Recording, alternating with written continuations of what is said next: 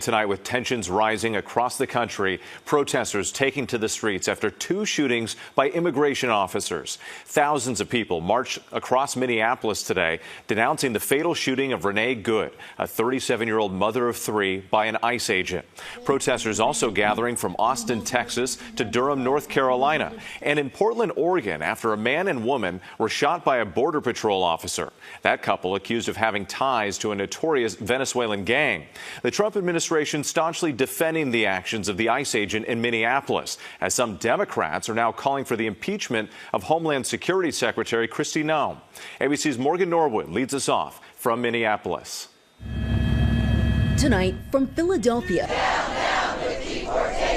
to Durham to New York and Minneapolis, demonstrators demanding justice following the deadly shooting of 37-year-old Renee Nicole Good, the mother of three shot and killed by an ICE agent in Minneapolis this week. We've been telling them to get out. They're not leaving. They are not wanted here. They are not making our community safer. New video showing the moments leading up to those fatal shots, now drawing intense scrutiny. That's fine, dude. I'm not mad at you. Reportedly captured on the cell phone camera of ICE agent Jonathan Ross, accused of shooting and killing her. You can see his masked face in the vehicle's reflection as he circles her maroon SUV. Then another agent yelling at Good, ordering her to get out of the vehicle. Out of the car. Get out of the car. Agent Ross moves to the front of the SUV as it moves forward.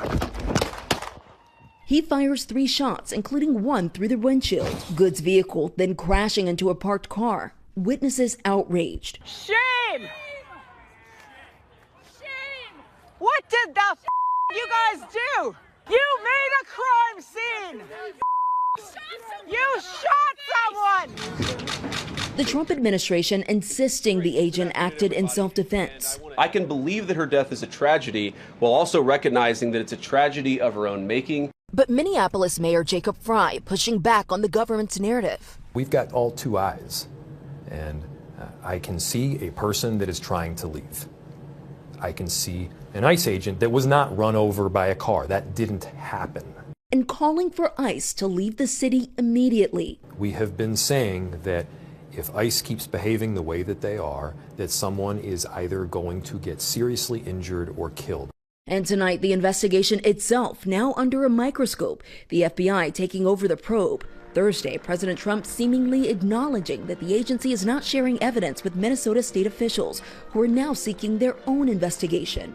Well, normally I would, but they're crooked officials. The lack of access extending beyond state officials. Today, Representatives Ilhan Omar, Angie Craig, and Kelly Morrison say they were denied access to an ICE facility. What happened today is a blatant attempt to obstruct members of Congress from doing their oversight duties. As questions mount over transparency, tensions spilling into the streets. We do not believe that the federal agencies that are now taking hold of this investigation are going to do a good job.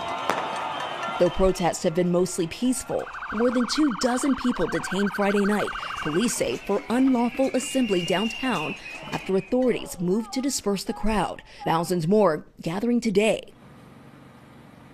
And with tonight, some lawmakers are calling for suspension of these ICE operations, these ICE raids, others pushing to defund the agency or impeach DHS Secretary Kristi Noem. All right, Morgan Norwood, we appreciate it.